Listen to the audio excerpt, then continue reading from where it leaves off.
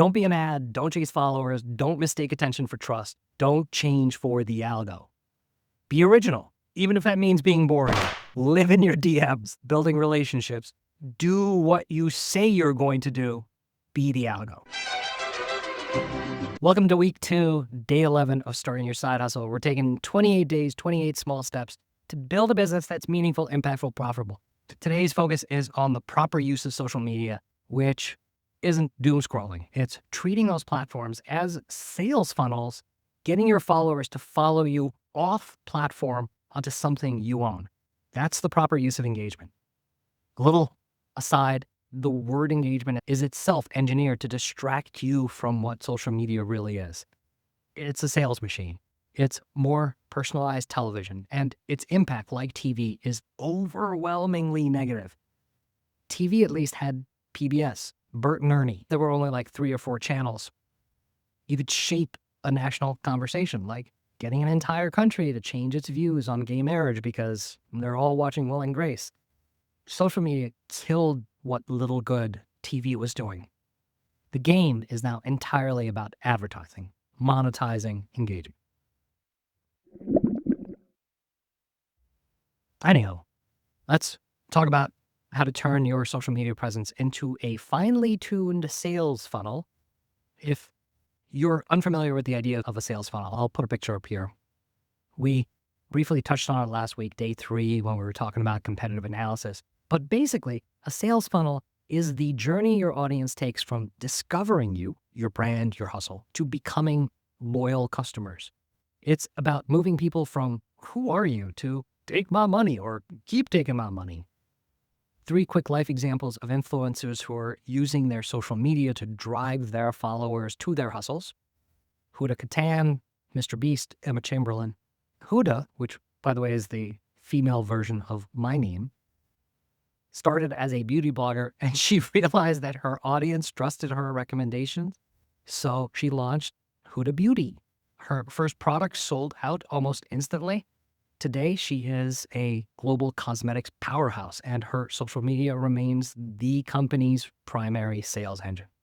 Example 2, Jimmy Donaldson, Mr. Beast, who still combines viral stunts and philanthropy. He launched Feastables, his chocolate and snack brand, and turned his massive subscriber base into millions of dollars worth of chocolate bar sales. And example 3, Emma Chamberlain, the YouTuber behind Chamberlain Coffee.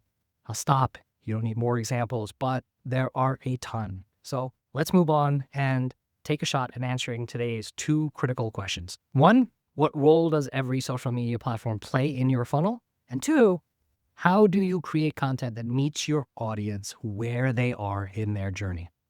That first question is important because not all social media platforms are created equal, and trying to use them all the same way is a noob mistake. It's a mistake I make all the time because I refuse to dance. TikTok might be perfect for top of funnel awareness, while YouTube or Instagram could shine for the consideration phase. And LinkedIn might close the deal. The question forces you to map each platform's strengths to specific stages of your funnel, reminding you that every post has a purpose. Second question is important because it starts from the idea that your audience isn't monolithic. They're at different stages of knowing your brand.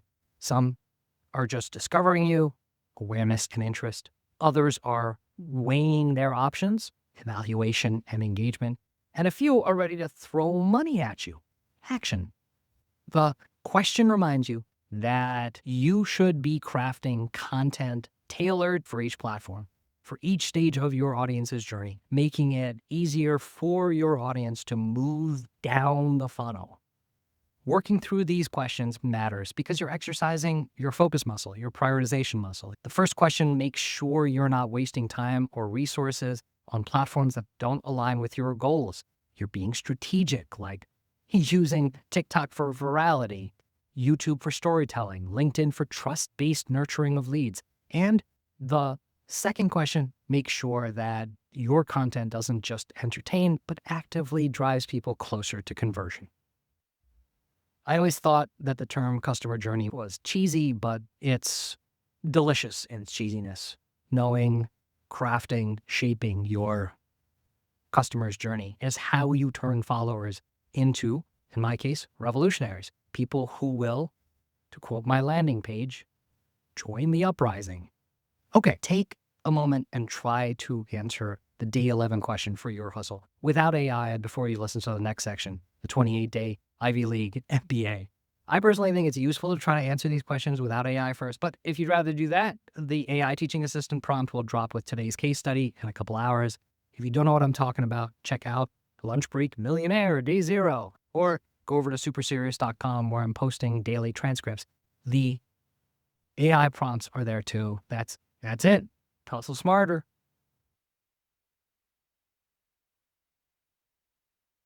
Day 11, part 2 of Lunch Break Millionaire, where we turn whatever you're eating for lunch into an Ivy League MBA degree. Since we're talking about funnels, I was going to suggest sushi, the cone-shaped gift from God, open-style tamaki, Japan's answer to tacos. And the MBA skill we're going to pick up today is social media funnel optimization. That's a mouthful of jargon, but I'll explain it. Social media isn't just for scrolling, liking, or posting random stuff and hoping for the best. If you want your hustle to grow, you've got to treat every platform like a piece of the sales machine, a finely tuned funnel that moves people from never heard of you to take my money to I can't live without this. That's what the pros do. They don't just post for engagement. They design every step of the journey and they measure what actually works. Here's how it breaks down. Every social platform plays a different role in your funnel. TikTok, Reels, and Shorts are where people first discover you. Awareness, top of the funnel. All about grabbing attention and getting people curious. Long-form YouTube could be where you build trust, show behind-the-scenes stuff, and get people to care about your story. Maybe LinkedIn is where you prove your credibility and where you connect with partners. Your job is to figure out what role each platform plays for your hustle and then use it on purpose, intentionality. But it doesn't stop there. Once you know what each platform is for, you've got to create content that meets people where they are in their journey. Someone who just found you on TikTok isn't ready to buy it. They need quick hits, big hooks, something that makes them stop scrolling. Someone who's been following you on Instagram for a while, well, they want to see what makes you different, why they should trust you. Maybe that's why you're posting the behind the scenes stuff or a story that makes them feel like they're a part of your world. And when they're finally ready to buy, you need to make it dead simple for them to take action. Maybe that's a link in your bio, a DM, or a call to action in your stories. So let's get to the really fancy MBA part.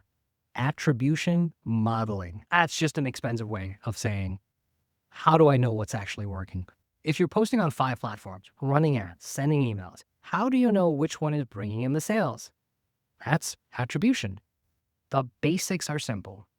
Use unique links, what are called UTMs, track your clicks and signups, track where those signups are coming from, and pay attention to the numbers. If you see that most of your sales are coming from, Instagram stories, double down there.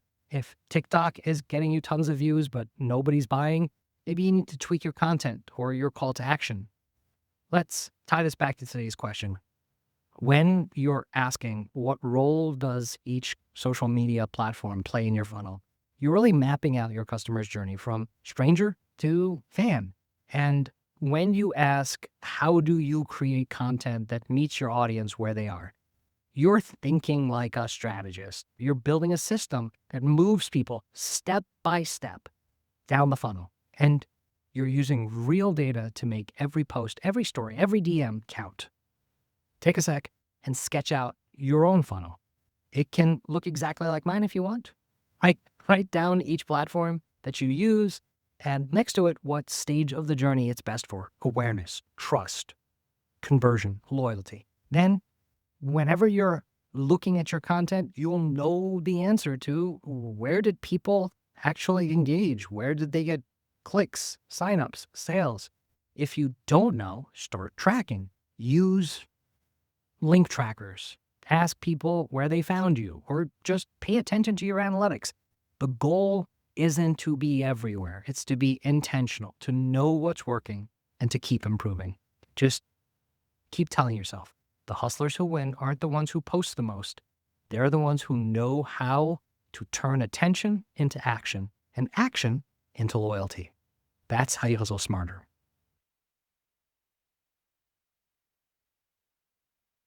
This is week 2, day 11, part 3 of Lunch Break Millionaire. This is the segment where we #build in public, woohoo, where I answer the daily question every hustle should, using the MBA skills we just learned and showing my work, sharing how I'm building my hustle from scratch. No filters, just the real journey. You don't need to actually like or subscribe. I'm not doing this for the clicks, but if you're leveling up from other creators you follow or know, introduce us. I want to learn from them and help them level up too. We all deserve better than just making rich people richer. Okay, a little rant while you check out these stats. I learned a long time ago, like 5 hustles back, that not all platforms are equally valuable for every stage of the client journey. 10 years ago, I started to write blogs about banking and banking technology on LinkedIn and racked up about 10,000 followers. Wasn't trying to sell anything. It was mostly to mentor my folks from my day job. About 2 years ago, I started a YouTube channel where I posted longer form content, these hour-long walks through the woods where I'd explain in detail the different aspects of banking and tech. Again, wasn't trying to sell anything. It was mostly to help young people land jobs in banking without having to pay for an online class. And then last year, I started a TikTok. Again, not for the money, but to guide mid-career professionals into C-suite roles. If I can land into a CIO role, you can land into a CIO role, that kind of thing. I learned by accident, not because I'm a genius. I learned that people who watch short posts on TikTok look for ways to get more of that content off platform. My TikTok profile pointed to my YouTube, and I went from a handful of subscribers on YouTube to 20,000 hours watch time.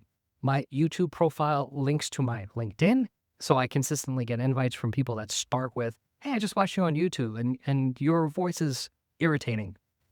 Something like that.